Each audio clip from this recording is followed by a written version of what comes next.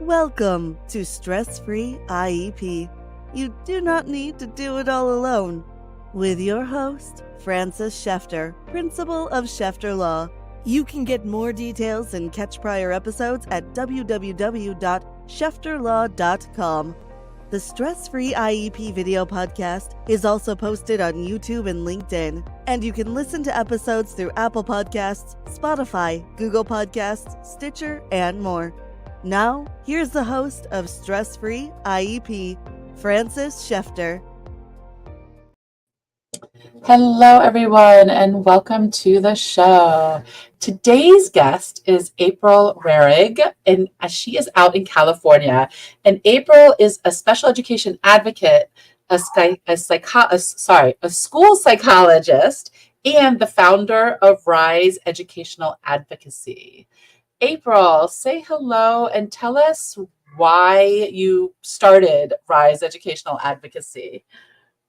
Hi, Frances. Thanks so much for having me. Gosh, that's a great question to ask. Why I started Rise. I guess the answer would be I started Rise because after being a school psych for 20 years and being a mom of 3 kids and being a teacher, I wanted to make advocacy affordable and accessible. And so I crafted my business to do online support and really make things easier for teachers and parents and everyone at the table. And so that's why I started Rise, to kind of connect families with schools and really reform how we meet and how we talk about strength-based IEPs. That is awesome. Similar to me, like started off in the school and said, we need to do something different, right? Exactly. So you're just doing the advocacy now, right? You're not doing any of the school psychology anymore? No, I left. I left before the pandemic. I guess I got lucky with the silver lining, but yeah, I left. I retired and I formulated my business. And then because of the pandemic, I was like, wow, okay, I can do things online. So it's sort of all worked out, I guess you could say. Got it. That makes sense. Yeah. I love that you retired. And I used to say all the time, my father worked more after he retired, because he could then do what he wanted to do, like, so I know like you do a lot of, a big thing we have is requesting assessments. And I know from my point of view, like what I do as an education attorney and advocate, and also a former special ed teacher, but I'm sure from a psychologist view, like what is it you think like is really important to make sure the psychologist really knows what the parent is asking for? That's a great question, Frances. And that's one of actually the biggest things that I help families do is when I first became an advocate, I knew that families were like, I need testing. But because I was a school psychologist, I thought, okay, I know what they need to ask for because as a psych, I know what I wanted to hear. And that's one of the biggest barriers is that families are told, well, just ask for testing. But it's not just in your ask, but it's how you ask, when you ask, and what you ask for, because you have to tell the school what you're suspecting and what you're looking for. So when I became an advocate and then I formed Rise, I decided to sell very low-cost templates because there's not a lot out there in terms of saying, well, what do you say in the letter? And then families get really confused because the school honestly doesn't really tell you, okay, here's what you need to say in the letter. They'll say, just write it down. But we all know that how we write it and how we ask is not only going to fast track testing, get the assessment approved, but really get an assessment that's individualized and catered. So if you don't know that, and nobody is going to know that, then why not figure out a better way to inform families? And so that's why I created the templates, because I wanted to make it really easy and not, hours and hours of trying to write a dang letter. Right. No, that's awesome. I love that you have templates because I know like around here a lot, I get a lot of clients of like, well, I've been asking for templates for over a year, not templates. I've asking for testing for over a year and they just keep saying, no, we don't see special ed. And it's so frustrating. But then usually, if the clients don't engage with me, I'll just tell them like, look, hey, you need to write an email to the principal and the special ed coordinator and specifically say, this is what I suspect. I want testing. We need to have a meeting within 30 days. So like have the language there, because if not, they just ignore it. But once you use the language of know what you're asking for and know the deadlines, amazing how schools respond, right? Yes, I worked with a family a month ago, and I'm sure a lot of your listeners will resonate with this story. She moved to a new school. She sat down with the counselor and said, I'm really, I want my child tested. I'm suspecting dyslexia. And she wasn't really informed. Well, you have to write it down. Well, you need to ask for IEP testing. And so the counselor said, oh, thank you so much for letting me know. He's in the RTI program. That's so great. And nothing happened for months and months and months. Yeah. And then once she started working with me and we wrote down a letter, she was like, oh my gosh, if I would have known to say I want IEP testing, if I would have known my rights, it would have saved a half a year. Right. And that's why I do this show. And I also have my YouTube channel with over 100 videos, because it frustrates me so much. And I don't blame the schools. I know, we've worked for the school systems. I don't blame them. They do what they can with what they have. They do the best they can. But it's just frustrating because it's, the parents don't know and they don't know what to ask, and the school's not always offering, or sometimes the school doesn't necessarily know. The counselor might not know that it needs to be this way or how it needs to be done. And I find that a lot, and it's just a lot. And it's just so frustrating for me that I guess, like, I'm just thinking, like, the parents don't know, but how would they know? You know what I mean? Like, as parents, we have our kids, and great, they don't come with the handbook. And as soon as you think you figure it out, they switch the game up. And the second one comes and it's completely different. And then you add neurodiversity to it, and it's just a whole nother ball game. And to know in the special ed process, I've been in this industry way more years than I want to, want to share. But like, even with me, things change all the time, right? Yeah, and that's exactly, you brought up a really good point, Frances, about education and training. And when I was a teacher in a school psych, we wanted IEP training. We wanted to know how to write IEPs. And honestly, we were not given training. We were told, okay, this is a compliant IEP. I was never trained as a school psych how to connect my assessments with the reports. I was never trained on strength-based IEPs. And any training we got was given by someone who was not a teacher and not someone who worked in the classroom. And so the whole time I'm like, well, if they want us to do better, why don't they give us the training? Right. And so you bring up such a good point. Yeah, no. And I remember back as teachers, like I remember learning, God, I'm trying to remember, it was like when I was a special ed teacher, I remember learning IEPs, and in one training, they're like, oh, the way it should be is that, a goal should be, if you're saying 75%, then objective 1 is to reach it at 25%, and objective 2 is to reach it at 50%, and objective 3, and that way. And so all of my IEPs were just like that, which is not necessarily individualized and not necessarily the way it should be written, but that was the little bit of training I got. It's like, oh, this is what they should look like. Oh, okay, let's make it look like that. Which, as we know, is not individualized. Right. And then if you're not given the right information, you just pass it on. And so you're exactly right with the counselor in mind that happened to my client. The counselor hadn't been trained, so it wasn't her fault.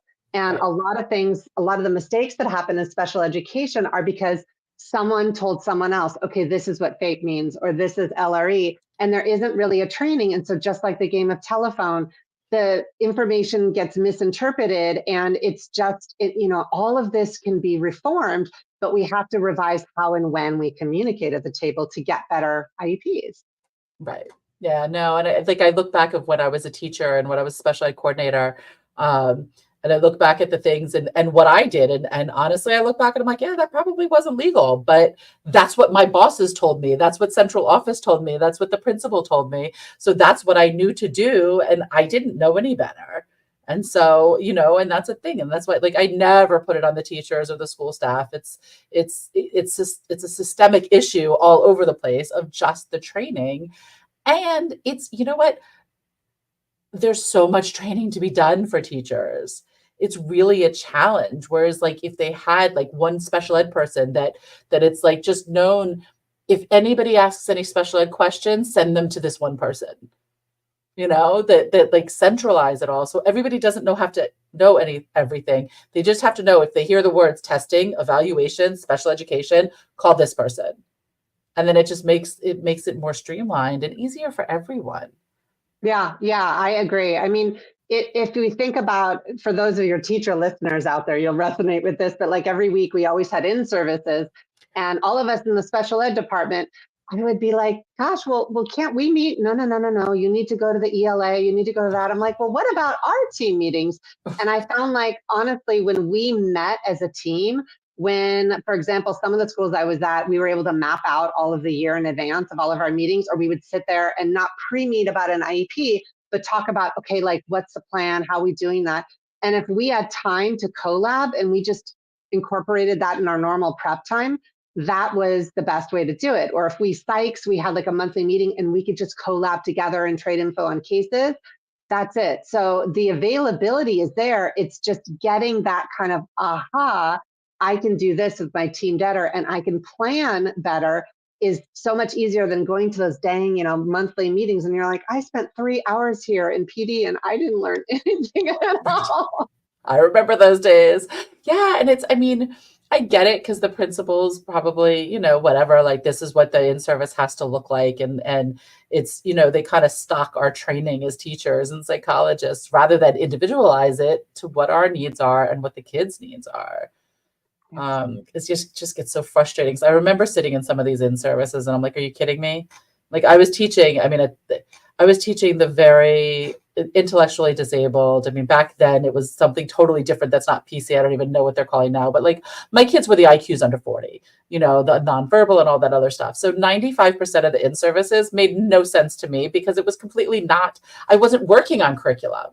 My kids were all non-diploma bound. I was working on the function skills.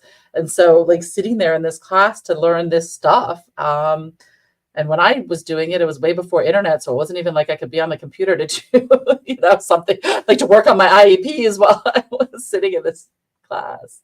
Exactly. And the way that they do the in-services is a little bit like the boring lecture. They don't make it usable.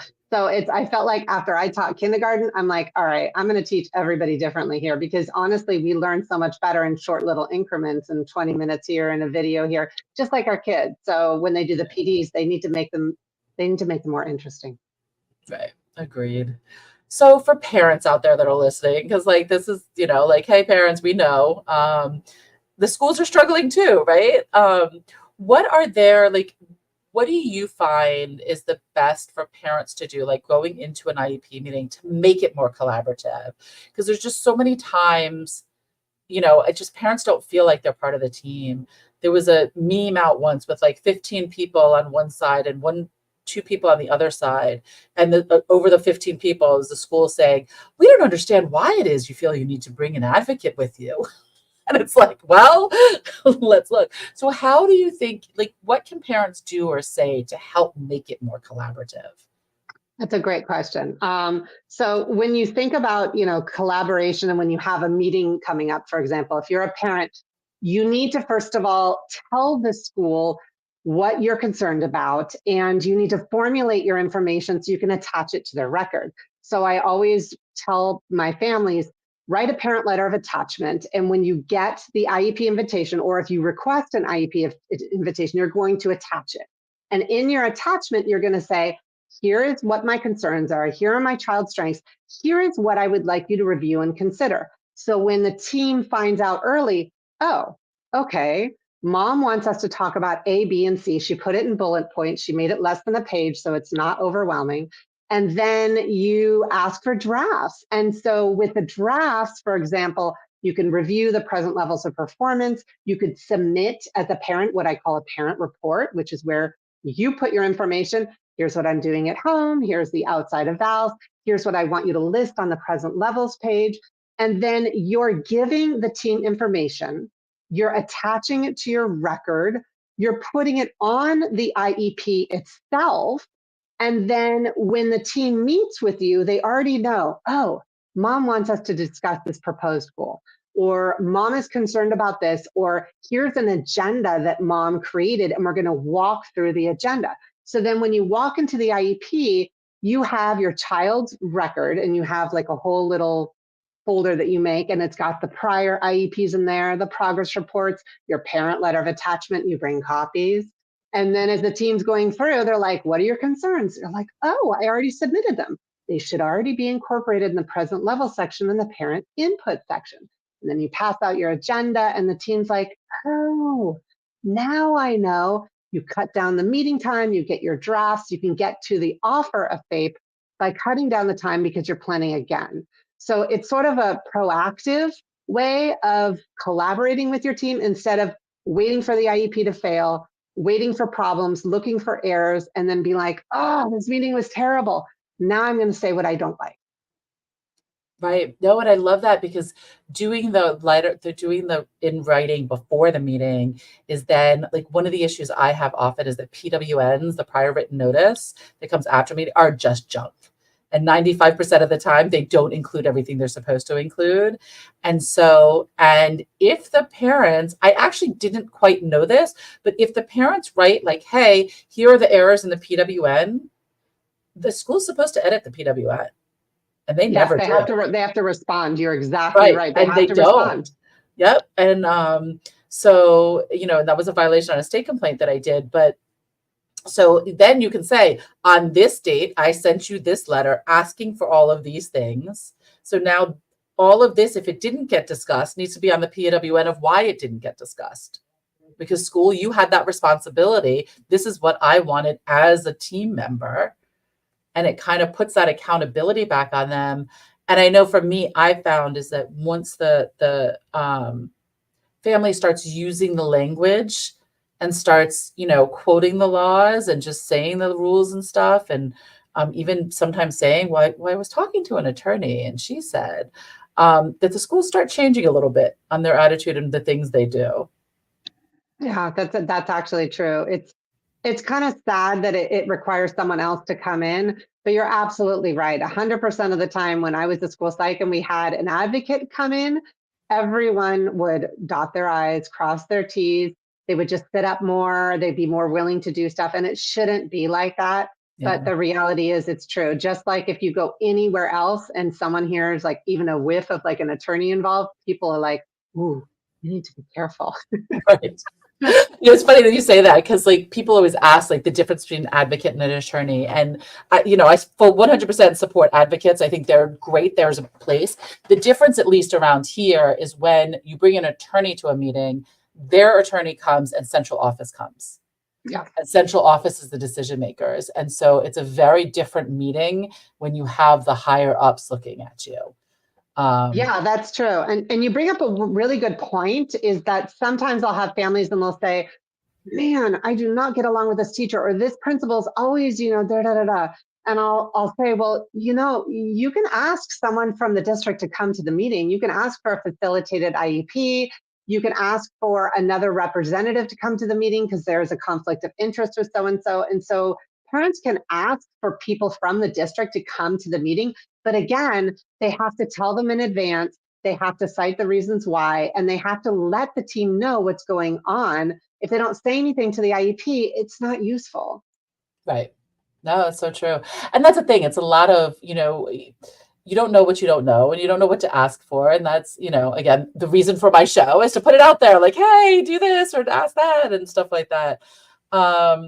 So I know a big thing that I get a lot is clients, families don't understand like accommodations and modifications and like, what's the difference? Because we also call them supplementary aids and services, and like, wait, what's what and why and where and how does that all work? So what's the difference? That's a great question. I did a blog on this and I did several reels, and honestly, it was one of the highest rated items that I did because there's such misinformation out there. So if you think about accommodations versus modifications, accommodations are going to adjust how. How is the instruction delivered? How is the information given? And accommodations are kind of broken into 4 different subtypes. So when you look at an accommodation, it could be instructional, it could be time, it could be how you're delivering the information, how you're receiving it. There's 4 kind of different subtypes of an accommodation. Now, a modification is going to be adjusting the what. what is the curriculum, what are we doing, and what adjustments are being made. So an accommodation is going to be working on access to the curriculum and is not going to be altering the curriculum itself, versus a modification is. An accommodation really has to do with the delivery of the information, versus a modification is more of the actual output of the information itself. So there's kind of two different camps. And if you think about an accommodation, that also has to do with prompting and cueing, which is pretty much given before and after. So like a prompt hierarchy, all of those things, that's an accommodation, versus a modification is the actual output of the information. Now, there gets to be some kind of gray matter when people will say, well, I want less homework assignments, right? I want to do 5 instead of 10. And the team will be like, oh my gosh, that's a modification. And the answer is it can be one or the other. It really depends on how you word it. So if you're doing less assignments, but you're still expected to be using the grade level curriculum, that's actually a non-accommodation. Versus a modification is you're doing 5 out of 10 assignments and maybe you're using a second grade curriculum instead of a third grade. So it's really depending on how you word it. And that's honestly, when it comes to accommodations and modifications, these need to be embedded in the present levels page, and they need to be embedded into the goals, because the accommodations and modifications are actually the setup to achieve the goals. And these come from the present levels that start from the assessment. Right. Yes, because it's all supposed to be connected. Exactly. And they're so not. Some IEPs, like I know DC's IEPs actually has, you do present levels and then you do the goals. So instead of like all the present levels together and then all the goals together, which makes sense because your present levels is what sets the stage for what your goals should be. And, and that's what I talk about. Yeah. Yeah. And then, I want to touch on the modifications, because one thing that parents don't know that they have to be really careful with. I don't know how much you guys have the issues out there in California, but we have a lot with the alternative learning outcomes. At a very young age, schools trying to put the kids in the alternative learning outcomes, which, they say, oh, we're not determining if you're high school bound or not high school bound. We're just saying for now. But you start a kindergartner in alternative learning outcomes. And for those of you that don't know what those are, it means not curriculum, not grade level material. You're not working on Common Core curriculum. You're setting the kid up. You know what I mean? They're not, they're going to be 3 years on ALO and then automatically, oh, now they're on second grade level. Like it's not going to happen. So it's a big fight we have around here. And language that you have to watch for that they put on the IEPs is the modifications. Is like there's some modifications that are okay, that are slight modifications, like one we do is alternative output. So like the child might not have to write an essay, they might be able to verbally say their essay or things like that, which is technically a modification, but it's not modifying the curriculum. And that's the careful you need to do, because once you get into modifying the curriculum, that's when you start having issues with, well, is this a diploma bound child or not diploma bound child? Yeah, that's exactly true. And one of the things that I found that's most frustrating for families, and this happened to me as a parent several times, is that your child starts to struggle and the team meets and the IEP team is like, okay, they are failing pre-algebra. So we're going to put them in what's called a non-A through G in California, the non-A through G class. So that still gets a diploma, but it means it's not college prep. And they were trying to place my kids in the class. And this happens to so many families. We're failing, so we're going to put you in a lower class instead of what you're supposed to be doing for LRE, which is you meet as a team and you're like, oh, let's make some adjustments. Let's add some accommodations. Let's change some goals before we change to a more restrictive environment. And instead of expecting less for our kids, we can maintain those high expectations by working with their strengths. And strengths are derived from accommodations and modifications. Those need to be based on strengths, not based on weakness. So you would never do a setup for like an Amazon package and say, well, I'm going to tell Amazon to deliver it by train because that's a weakness, right? Amazon delivers on a truck. That's their strength. They're on time. Right. So you work with the strengths and the accommodations and modifications to help them achieve the goals. And again, this is the whole reason why you're exactly right. We need to work on the setups. And when we work on the setups, we can actually increase inclusionary practices without having to put kids in lower classes and basically expect less. Yeah. And that's a big challenge. That is the biggest challenge because, well, they're not being successful. Why aren't they being successful? Are they not being successful because the pace is too fast? Is it not being successful because they need to repeat it a little bit more? Is it not, like looking at why the child is not being successful to determine what needs to be done? Because I've seen that way too many times, is that, schools are like, well, they're not being successful, so let's make the goals easier. Well, they're not being successful, so let's make the goals easier. And, like that they're pushing for, like the school thinks, oh, this child should be life skills, alternative learning outcome. But if the parents don't agree, they cannot use alternative learning outcomes in Maryland, at least. So, but the school keeps trying to push for that. So they keep trying to lower the goals, and parents not knowing what's happening, they're kind of keyholing their kid. The school's kind of doing it in the background. And then the parents are getting themselves locked into this position that is really hard to get back out of. Exactly. And that goes back to the setup. So if a child is not achieving the goals, one of the things the teams can do is look at the accommodations. So when you have a progress report, for example, and they're looking at the goals, you also need to look at the accommodations. Are these working? Are these not working? What do we need to adjust? And you do not get accommodations from a drop-down menu. I know they're on the IEP, but accommodations really come from the assessment. And honestly, the child, when the child comes to the IEP, and they should be coming, I always worked with my kids, having them come in elementary school.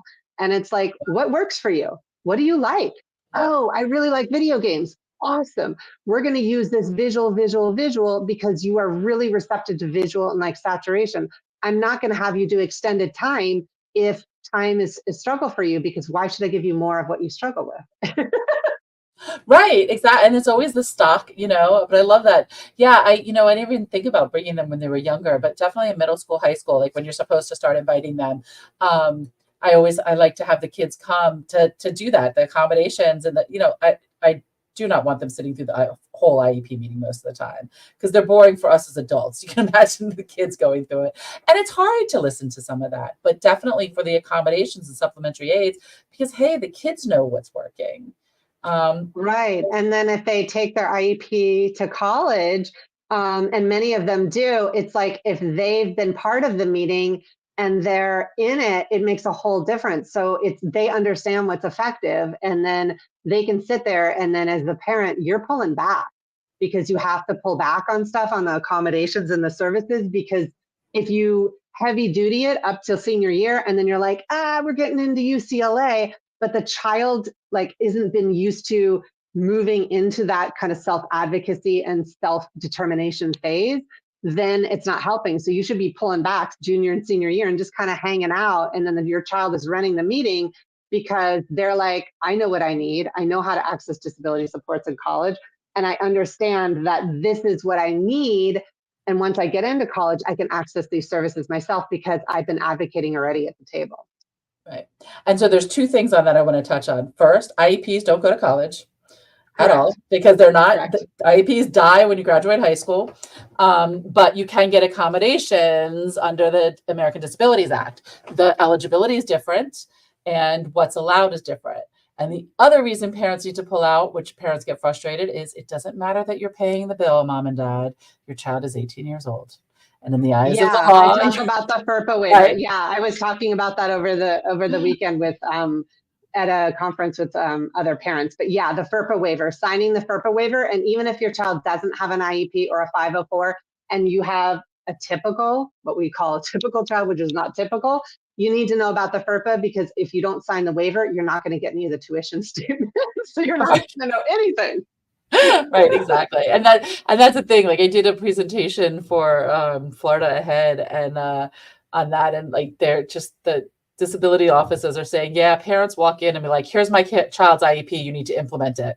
It's like, well, no, one, no, we don't. Two, we're not talking to you because we can't, and parents are like, what do you mean?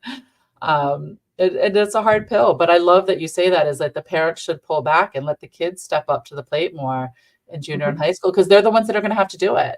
they're going to have to go to the disabilities office and ask for it. And if they can articulate it better, there's more of a chance of them being able to get the accommodations that they Yeah. need. And when they sit in the meeting, I mean, a lot of parents are like, oh, I don't want my kid to hear this. And I'm like, why? I'm like, why is it doesn't have to be like that.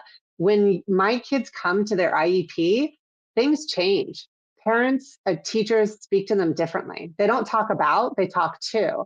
And some parents will be like, well, my child has an intellectual disability. I'm like, but they can express themselves. They can, even if they're not verbal, they can say what they like, what they don't like. Imagine your child coming into a meeting and talking about they want to do things themselves. Oh my gosh, like that is crazy empowering to be able to sit at the table and tell someone what you like and what you don't like. I mean, that's the whole goal, right? Is we want to help our kids to be more successful. So I argue that there's nothing to lose and everything to gain by having your child at the meeting. And people behave differently when they have to talk to the student at the meeting. It's a very, very different process.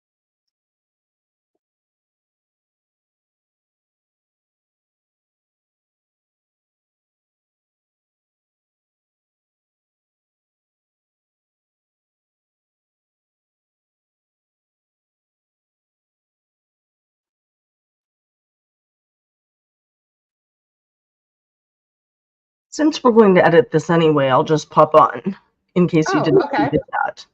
Yeah, I saw she just left though. She clearly did not mean to, so we're going to hang on, and she's going to come back. And Frances, we are still rolling. Don't worry. Okay. Sorry, I have no idea what happened. Glad You to took a have you back. 5-minute break. Sorry about that. Not sure what happened there. So we were talking about college kids going and about when they're in 11th and 12th grade, the parents stepping back and letting the kids take over and argue it more, taking that responsibility on. Yeah, which is so important because, but like thinking about it now, and I'm like, yeah, my elementary school kids, they can come in and say what they need and what's working. Absolutely. And what do you want to say to your teacher, and what helps you, and what's hard for you, and what do you want to work on? Right? Working, like when I would work with students when I did the school-based counseling, I would show them a copy of their IEP and they're like, I've never seen this before. I'm like, well, what are you working on? I don't know. So I'm like, let's sit down, let's look at the goal. Like, here's what you're working on. Oh, do you feel like, this is helpful for you? Well, kind of. It's like they need to know what they're working on. So I feel like it should be the complete opposite. When you're having a teacher conference for your child needs to be in the conference. Even if they're in elementary school, we're talking about them, they need to be at the meeting. So I feel like it really changes the game plan. And honestly, teachers speak differently when their student is there. They speak really differently. And it's not a bad thing. It's just, again, it's like, what's the goal here, Right. No, it's so true. And I'm just thinking about it like my fourth grader shares things like, well, it's so frustrating because the teacher doesn't do this or doesn't do that. And I'm like, and I can relay that to her teacher. And my daughter's school is phenomenal and they're very receptive to, they're phenomenal in a way, I would say. Also what I do for a living, they kind of know. So, but they're phenomenal anyway. But thinking about it of like the teacher hearing it from her. Oh my gosh. Is how different would that be, Frances? And then she's speaking to her, and then how great would that make your daughter feel? It's like, I said these things to you, Mom, but now I can tell someone. It's like, it's very empowering, and it makes the teacher speak differently because they're speaking to instead of at. Right. No, that makes so much sense. And instead of all of us talking about her and what we think she needs, she's my 10-year-old is a little, she knows what she wants. She knows how to say it. I'm just thinking about it. I'm like, yeah, I think she's coming to the next IEP meeting. She's going to put on her little hat and sit next to you. Oh, she will. She will love it because she's like, wait, I get to tell everybody. She's a firecracker. My younger one, she would probably, but she's a little more chill. But yeah, no, that's so cool. So I know, we were talking about testing in the beginning. And so I know you were saying you have templates, but are there is there like a top 10 tips you could give parents, like when asking for IEP testing? Like what are some reasons they should be thinking about putting in their letters? Yes. So when it comes to a special education assessment, let's say you're requesting for an initial or what's called a reevaluation or an early try or supplemental. The first thing you want to ask for is the scope of the assessment. So in regular terms, that has to do with what kind of testing do you want? So you need to tell them, I would like a full psychoeducational assessment. I would like a supplemental academic. I would like a speech and language assessment. So the scope, right? Who needs to be involved? And then the second thing you need to ask for is either what are the eligibility that you are suspecting, one or more. And then you need to look at your state website first to see what the rules are for eligibility and then cite it in there. And then also, what are the unique learning needs? So there's actually sort of 3 different areas. And the unique learning needs is going to tell the assessors what kind of tests you can give.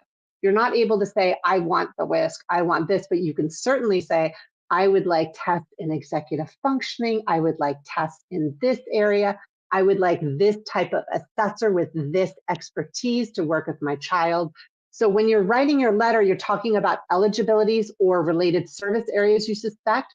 You're talking about unique learning needs, strengths, and the scope and sequence in terms of like what you expect the school to do about it. No, that's perfect. And I want to touch on when you said the triennial review. So every 3 years, they have to relook at eligibility. And I've seen it and heard it so many times that it's like, oh, we don't suspect there's any other disability. We think that your kid is still, autistic, and autism is going to be the main label. So we don't need to do any other assessments. I'm like, we can do educational planning without it. And I'm always like flabbergasted that a school would say that, because at the very, very least, there needs to be academic testing. Because if you don't have like that set of where your child is academically, like, yes, it's a standardized test. I hate standardized tests. Don't get me started on those because I'm not a good test taker. But but it's at least something that gives you a marking period, like a mark of where your child is. And then if your child's having behavior issues, you need to do behavior checklists. And you need to see what's going on. Like, I don't understand how schools have said, oh, we don't need any additional testing for educational planning. You haven't tested this child in 3 years. What are you going off of? And then for anybody listening, right? That brings up a really good point, Frances. So when it comes time to the try assessment or the reevaluation, parents get, well, I call it assessment plan, but in other states it's referred to different things. But you get an assessment plan. But before you get the assessment plan, when you submit your parent letter of attachment, you can talk about the type of assessments that you want, because ideally the assessment plan is supposed to be jointly developed. You do not have to sign the assessment plan they give you. You can say, you know what, actually, I want testing in this. So with a triennial, for example, even if they're not going to give IQ testing, they still need to reestablish any changes. So a comprehensive assessment means they do testing in all the suspected areas and they review existing data. And part of reviewing existing data is, here was the initial IQ, here's the reeval, there's no suspected changes, and parent gave permission. So ideally, the school psychologist, when they give you the assessment plan for a try, they should be calling you before. I would call my families and be like, hey, I'm not going to be giving IQ testing. I just want to make sure that's okay. Or do you have any other suspicions you want me to look at? Oh, yes, I want this. Great, we're going to add that to the assessment plan. Or no, okay, it's okay, we don't do IQ testing. Great, we're going to put on their review of existing data, and I'm still writing about it in my report, but I'm not doing new testing. So that's where you can kind of get around that, is when you're looking at the assessment plan and you talk to the assessors early. Yeah, so we don't do it the same out here in Maryland. We do, or supposed to do in Maryland and DC, a reevaluation planning meeting. So where the IEP team gets together and discusses what evaluations are needed. But I've seen it way more often than not that the school says, oh, we don't see any change in disability. They're still eligible. Let's move on. Usually it's because it is now December and they just realized that reevaluation eligibility was due in January. And so they don't have time to do the testing. you know? And so, oops, let's do the eligibility. But for those listening, if you don't know, for parents listening, if your child has not been tested in the last 12 months, you can 100% ask for testing again. You do not have to wait for the triennial review. Do not let the school tell you, oh, no, the triennial review is in 2 years. I don't care. I want testing now, and go up. And I mean, especially like our kids that are having behavior issues and things are going on, you guys need the behavior checklists, period. Like, yeah, they're doing an FBA, but most people aren't trained how to do FBAs correctly, I've found, in school systems. And doing the checklists just makes it seem so, well, for me, because of the way the checklists are written, I feel it's more information and more like reliable information, because you're literally, the teachers and parents are just clicking through, like, do they do this? Do they do that? You're not looking for antecedents or behaviors. It's just what you're seeing in the classroom. And if you do it, I also get frustrated when schools only do one teacher. I'm like, no, you need to do a core teacher, and you need to do an elective teacher. And you need to do a subject the child likes and a subject the child doesn't like. Because those are all information of like, well, where are we seeing the behavior? So maybe it's something we need to tweak in that classroom, not necessarily a behavior that totally needs to be tweaked. Yeah, that's absolutely true. And when you think about an observations need to, I call it like the 2-factor method. It's actually school psychologists, the gold standard is when school psychologists are doing an initial, a triennial, any type of assessment, they need to have 2 different assessments by 2 different assessors in 2 different environments. It's 2-2-2. So you should be, when I would observe as the school psych, I would go into the class they were awesome, and I would go into the class that they would struggle.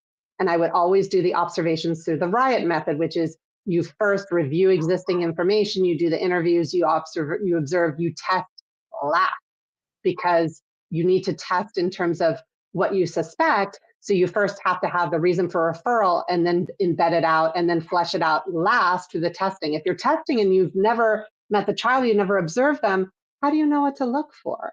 So, it's just a different way of doing things, but honestly, it's a lot easier and faster to do it that way. Right. You think, no, that makes sense. It makes sense, because I know, like, there's some people that are like, oh, I don't want to see the stuff beforehand because I want to form my own opinion. And just look at the data. Like, how do you know what to look for? It's like you're like, okay, I'm going to pass the bar exam with no studying. Okay. That's a great idea, but is that really going to help you? No, and it's so frustrating because it's also like I've had psychologists do assessments, and it clearly said in our PWN, that they were supposed to be doing behavior checklists, and the psychologist didn't do them. And when I asked at the IEP meeting, like, why? Well, I didn't see a need. But the IEP team just, that knows the child felt there was a need, and why can you unilaterally make that decision? It just like, review everything, and why is this child being referred and what's going on? And that goes back to the reason for referral, which is what we were talking about earlier, Frances. And so if the parent in their parent letter of attachment is like, here is the reason for referral, right? So reason for referral is not eligibility. Reason for referral is not triennial. It's why is the child being referred? What are the suspected areas of need? What's a disability? And if it's embedded in the reason for referral and the language is there, it should be strong, then it should be pulled through the entire report. So when you're looking at the recommendations and the eligibility and the present levels, it's all pulled back. And that's why parents knowing what to write in their letter, oh my gosh, it's so powerful, instead of, well, I want my child tested because I'm suspecting a learning disability. And then you get the report and you're like, but they didn't test for auditory. And then the psych's like, but you never told me. I didn't know, like, yeah, exactly. And you don't know what you don't know, which goes back to, again, it's like, we can totally reform that if parents find out before, like, oh, wow, I can do this differently. Yeah, no, it's so true. And I looked at your website. I don't usually do this, but I looked at your website real quick before we logged in, and you have so much in resources for parents there. which I love because that's, my YouTube channel and everything, but it's so much. And I know you mentioned the blog about accommodations versus modifications, which I know we're going to have in the show notes below. We'll make sure there's a link to that. But if people want to get in touch with you, well, first of all, like, you're based in California. Do you only work in California, or what areas do you support families? I support families nationwide. So I work in all different states. And so I do in-person work for local only, because that's obviously a lot easier. But Yes. I do virtual practice everywhere. And if people want to get in touch with me, they can go to my website, riseeducationaladvocacy.com.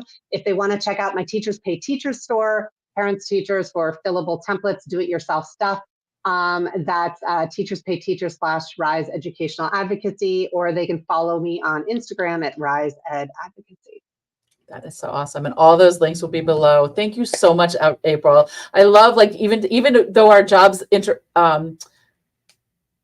overflow a little bit, the word's escaping me, but it's so different. Like, we all have different perspectives that we bring to the table, and I love it. So thank you so much for being in the show and sharing all of your information with our listeners. You're so welcome, Frances. You've